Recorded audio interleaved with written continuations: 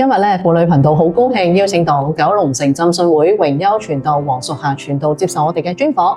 黃傳道你好啊。你好啊。咁咧都好想知道咧，你做傳道人之前咧係從事咩行業嘅咧？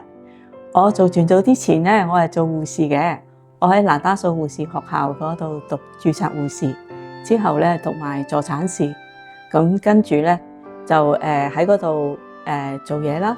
咁跟住我就轉咗去葛量洪醫院，再讀佢一個心臟胸肺專科，同埋呢一個小童嘅 ICU 啊，特別係心臟科嗰方面嘅。咁我就留咗喺葛量洪嗰度好多年咯。咁咧喺職場裏邊咧，點樣推使你有傳福音嘅心志咧？護士嘅工作咧係用專業嘅護理啦，同埋執行醫生嘅治療咧去幫助病人嘅。但係我因為中學嘅時候已經信咗主咧，我知道醫學咧唔能夠真係全部幫到一個人。我知道咧，真係唯有耶穌基督嘅救恩咧，先至能夠幫到一個人。咁所以咧喺我做護士嘅時候咧，我會預備一啲嘅福音嘅單張啦，放定喺個袋嗰度。咁到我真係去到床邊幫病人做治療嘅時候咧，我就會趁住有機會有少少時間，我就會拎一張嘅單張同佢咧講好簡單嘅福音，只係好簡單嘅啫。我話耶穌愛你啊，耶穌愛罪人，只要我哋願意認我哋嘅罪，相信主耶穌，我哋嘅罪就得赦免，能夠有永生噶啦。雖然咧咁簡單幾句，但係都會有病人信主嘅喎。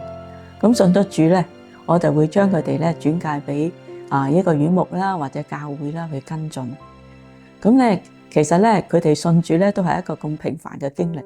但係我試過有一次咧都幾奇妙嘅喎，你想唔想知道啊？想啊。咁嗰一次咧就係有一個患咗末期病人嘅長者，係一位男士嚟嘅。咁佢嗰陣時真係都幾辛苦噶啦。咁咧就聞住氧氣啦。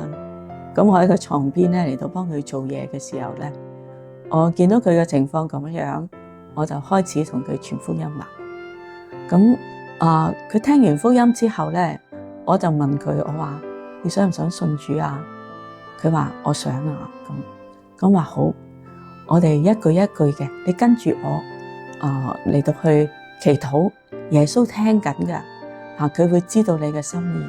你就能夠咧罪得赦免，有永生噶啦。咁佢真係好樂意嘅，跟住我一句一句咁樣祈禱。咁咧之後我見到佢面容都改變咗，能夠好平安、好舒服，我亦都好開心。過咗一日，我經過佢床邊，佢就入我過嚟。咁然後咧，佢就同我講啦，佢話琴晚發夢啊，見到一個發光嘅十字架。咁咧。我心裏邊咧真係感覺到好平安。咁我話係啊，信耶穌真係好平安噶。咁我同佢做一次祈禱，咁我就繼續做嘢啦。咁再過一兩日，我經過佢床邊，佢咧又再同我講，佢話琴晚我見到一個發光嘅耶穌，佢嚟同我講，佢話要接我翻屋企啊。咁我話你點答佢啊？我話好啊，我話你真係想返天家？佢話係啊。咁於是咧，我就將聖經裏邊形容到天家係幾咁美好、幾咁平安、美麗嘅地方講俾佢聽。我話你要去嘅地方就係一個咁好嘅地方嚟噶啦。咁於是咧，我就同佢一齊祈禱。咁咧，我咧就祈禱求天父嚟到按照佢最好嘅時間咧。接佢返天家。咁結果嗰一晚，佢真係好平安嘅咁樣離開世界返天家啦。呢件事咧，其實都俾我一個好大嘅鼓勵，就知道咧，原來喺職場上邊傳福音咧係唔會徒然噶。咁可唔可以咧同我哋分享下咧，你由護士轉做傳道人嘅心路歷程咧？好，其實咧我中學嘅時間咧，我已經感受到咧，神開始有呼召，叫我咧做全時間服侍噶啦。咁直至到我入到護士嘅時候咧，間中咧我都感受到神嘅呼召啊。咁其實嗰個時候嘅香港咧，有不少人咧係預備咧考慮移民嘅。咁而咧喺我身邊咧都有不少嘅同事啦，同埋朋友啦，佢哋都已經開始移民啦。咁其實我都有諗，其實我做護士都可以移民，但係我會唔會走呢一條路咧？因為移民的話，我要為我自己嘅生活努力幾年啦，跟住我會申請屋企人佢嚟，咁嚟嘅時候，我又要為佢哋預備努力幾年喎。咁之後我仲會唔會有心有力咧去做全時間嘅服侍咧？咁所以呢啲嘅考慮都係令我有啲嘅猶豫。咁直至到咧發生咗一件事，咁而呢一件事咧係令我清楚我自己心裏邊到底想要啲乜嘢。就係咧有一日咧有一個好有錢嘅病人入嚟我哋嘅病房，咁佢住我哋嘅私家病房。咁嗰陣時咧我係嗰層樓嘅護士長，咁由我嚟到去接待佢。咁而咧佢住落之後，有一日我就經過佢間房，佢咧就叫我入去，遞咗兩張飛俾我。嗰兩張咧佢就話啦，係呢一個奧林匹克跳水運動員嘅飛，佢哋嚟香港咧表演啊，我送兩張俾你啊。咁咧我就睇下個日期，嗰日我唔得喎，多謝你啦咁樣。咁佢就話你唔去啊？我嗰日我一定會請假咧出去咧嚟到睇跳水噶。咁咧於是咧我就離開咗佢，我就放假。咁放假只係一兩日嘅啫。咁我翻到去咧我就巡房啦。經過佢嗰間房嘅時候咧，發現咧佢嗰間房空咗喎。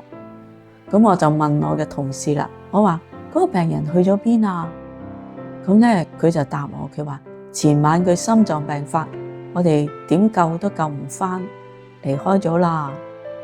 咁我第一個反應我就係話，哎呀，我未傳福音俾佢添，而唔係咧佢過咗身啊，真係可惜。嗰下咧真係俾我一個好似搖一搖醒我，令我咧睇到原來我最緊張嘅係傳福音，傳福音俾佢，因為我知道福音能夠帶俾人永遠嘅幸福，多過身體嘅康復。咁所以嗰刻我真係知道我自己想要啲乜嘢。咁但係咧要拎起支筆寫辭職信咧，其實係一件好艱難嘅事，因為咧我係有爸爸媽媽經濟嘅支柱。咁於是咧我就唯有即係等候神，睇下佢點樣帶領。咁而咧有一朝早靈修咧，我就真係同神講啦，我話都到咧呢一個要入神學院嘅時間啦。如果我真係要走呢一條路咧，我需要嚟到辭職啦咁樣。咁但係咧我又冇力咧嚟到去寫呢一封嘅辭職信喎。神啊，你真係要推我一下至得啦。咁於是咧嗰日嘅下晝咧，我就照常返工。咁咧我嘅上司咧就嚟搵我，佢就話我哋個部門咧就選咗你嚟到同 Matron 出去開會，為期1年。我第一個反應咧就唔好啦，不如咧你搵第二位代我啦。因為我心裏邊嗰陣時諗緊咧，我想辭職噶嘛。咁跟住咧，好奇怪，我上司講咗3句嘅說話，佢唔係基督徒嚟噶。佢第一句咧就話：你想辭職啊？我諗緊啫，我未決定。佢講第二句，佢話：你想讀神學啊？我就呆咗啦，因為我冇同佢講過，又冇同其他嘅同事咧講過。佢點知咧？佢跟住講第3句，咁我留唔到你嘅喎。佢點解唔留我啊？我真係嗰下我就呆咗。但係我諗翻起朝頭早我嗰個祈禱就係神啊，你真係要推我一下，而神真係推我一下，而結果咧我就係咁樣有勇氣同爸爸媽媽講，同埋拎起支筆寫辭職信，走上全時間服侍嘅路。真係我估計我嘅上司咧係因為見到我喺病房裏邊有傳福音，佢就知道我可能係咁樣，所以佢講咗3句嘅說話啦。咁最後咧，你有咩說話鼓勵我哋咧？我知道咧，不少弟兄姊妹咧喺唔同嘅職場咧都好想傳福音嘅，有心就有路噶啦。聖靈咧會俾我哋智慧、恩典、能力，讓我哋知道點樣開始同埋推展嘅。千祈唔好放棄啊！加油啊！努力啊！鼓勵大家。咁今日咧好多謝黃淑霞傳道接受我哋嘅專訪，多謝你。唔使客氣，多謝。